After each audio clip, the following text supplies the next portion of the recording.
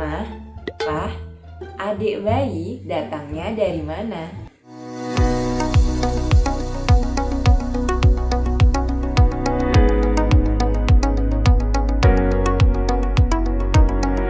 Halo, Assalamualaikum. Apa kabar? Ketemu lagi dengan saya, Dr. Zana Ovita. Kali ini kita akan ngobrol-ngobrol masalah sex education atau pendidikan reproduksi untuk anak-anak. Sebelumnya, jangan lupa like, komen, dan subscribe. Nah, seperti yang dijelaskan tadi, kita akan ngobrol sedikit masalah sex education atau pendidikan reproduksi untuk anak-anak. Sebenarnya hal ini merupakan hal yang tabu dibicarakan oleh sebagian besar orang di Indonesia. Tapi tahukah sahabat bahwa sex education ini atau pendidikan seks ini paling penting untuk disampaikan oleh orang tua, bukan oleh keluarga lainnya, bukan oleh pengasuhnya atau wali kelas mereka. Iya. Nah, iya, orang tua. Orang tua adalah orang terdekat bagi seorang anak, apalagi pada generasi milenial sekarang ini. Banyak informasi mudah didapatkan, bisa dari YouTube, bisa dari internet, dari sinetron, televisi, banyak. Sehingga anak-anak cenderung tidak bisa membedakan mana yang baik, mana yang buruk. Prinsipnya adalah orang tua harus terbuka pada anaknya. Jangan sampai berpikiran nanti masalah ini terlalu jauh nggak ya saya menyampaikannya, atau penting nggak sih sebenarnya.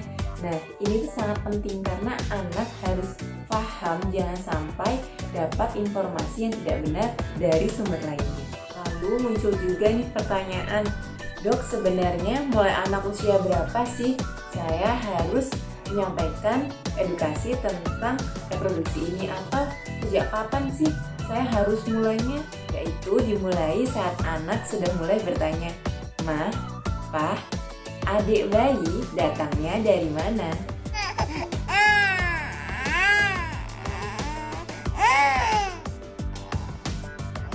Nah, ketika si kecil mulai menanyakan hal tersebut, maka orang tua wajib menjelaskannya.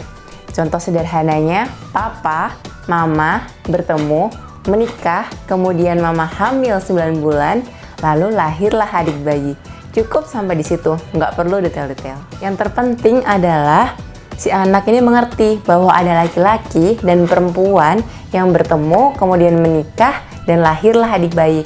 Hal yang tidak kalah penting harus disampaikan pada seorang anak di usia balita, yaitu mengajarkan bagian-bagian tubuh atau anatomi tubuh. Jadi, anak harus tahu nih, harus paham bagian mana yang dianggap sensitif, sehingga bagian tersebut hanya boleh disentuh atau dilihat oleh keluarga dan dokter yang ingin memeriksa saja. Nah, apabila anak sudah tidak merasa nyaman atau merasa terganggu jika organ yang sensitif itu merasa dilihat orang atau dipegang, maka seorang anak boleh berteriak atau minta tolong.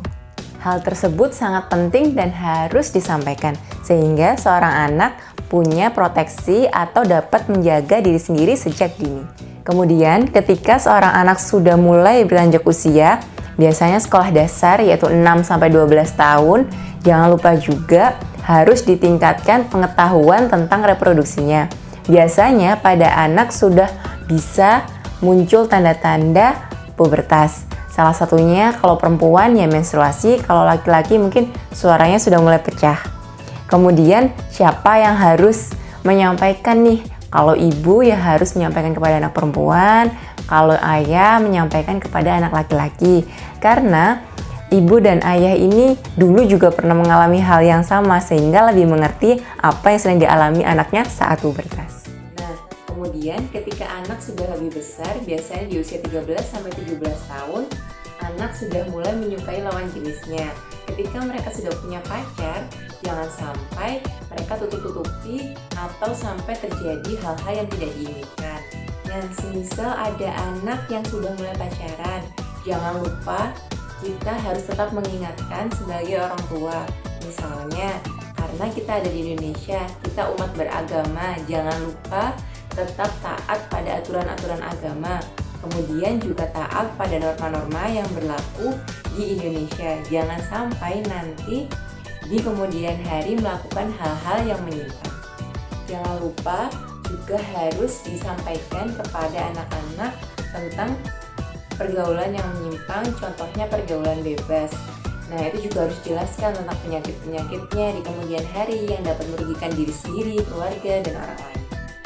Jangan lupa juga disampaikan pada seorang anak bahwa mereka masih di usia sekolah dan harus tetap fokus pada pelajarannya karena mereka masih ada cita-cita dan impian yang harus diwujudkan di masa mendatang. Semoga hal tadi dapat bermanfaat untuk para orang tua dalam mendidik anaknya, karena diharapkan seorang anak di kemudian hari bisa sehat secara fisik, mental, serta dapat bersosialisasi di masyarakat. Semoga bermanfaat. Jangan lupa untuk menjaga kesehatan dan patuhi protokol kesehatan dengan menerapkan 3M. Memakai masker, mencuci tangan, dan menjaga jarak. Keep healthy and think smart.